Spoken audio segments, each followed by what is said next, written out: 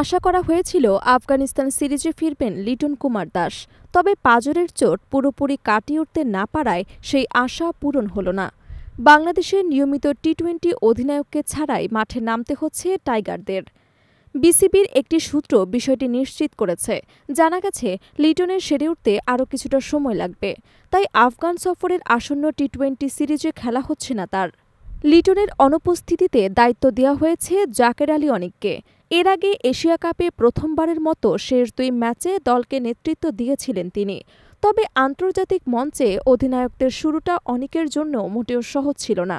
পাকিস্তান এবং ভারতের বিপক্ষে ম্যাচে বাংলাদেশ হেরেছিল, আর ব্যক্তিগত পারফরম্যান্সেও এই ব্যাটার ছিল ব্যর্থ। ব্যাট হাতে রান পাননি, পাশাপাশি উইকেট কিপিংয়েও তাকে স্বাচ্ছন্দ্য দেখা যায়নি।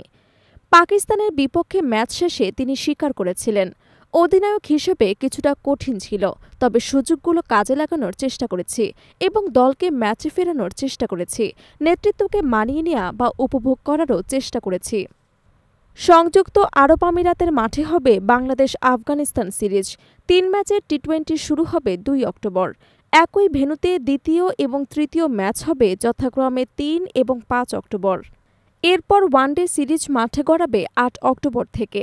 বাকি 2 ম্যাচ অনুষ্ঠিত হবে 11 এবং 14 অক্টোবর।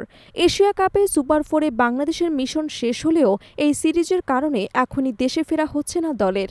লিটনের না খেলা নিশ্চিত হলেও ওয়ানডে সিরিজেও তার থাকা অনিশ্চিত হয়ে পড়েছে। পাঁজরের ইনজুরি থেকে পুরোপুরি সুস্থ হতে আরও কিছুটা সময় লাগতে পারে বলে জানিয়েছে বিসিবির সংশ্লিষ্টরা।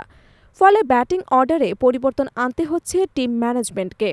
এশিয়া কাপে একই গ্রুপে ছিল বাংলাদেশ এবং আফগানিস্তান। সেবার গ্রুপ পর্বে জয় পেয়েছিল টাইগাররা। রাশিদ খানের বিদায় হলেও বাংলাদেশ জায়গা করে নেয় সুপার 4-এ। তবে পাকিস্তান এবং ভারতের কাছে হেরে শেষ হয় তাদের মিশন। এশিয়া কাপের সেই অভিজ্ঞতা নিয়ে এবার মাঠে নামবে অনিকের নেতৃত্বাধীন বাংলাদেশ। সর্বোপরি লিটনের ইনজুরি বাংলাদেশ ক্রিকেটের জন্য বড় ধাক্কা হলেও একই সঙ্গে এটি নতুন নেতৃত্ব তৈরির সুযোগ এনে দিয়েছে। আফগানিস্তানের বিপক্ষে সিরিজে জাকের আলী অনিকের কাঁধে থাকবে নেতৃত্বের ভার। নিজের পারফরম্যান্সের ঘাটতি কাটিয়ে দলকে সামনে এগিয়ে নিতে পারবেন কিনা এখন সেটি দেখার অপেক্ষা।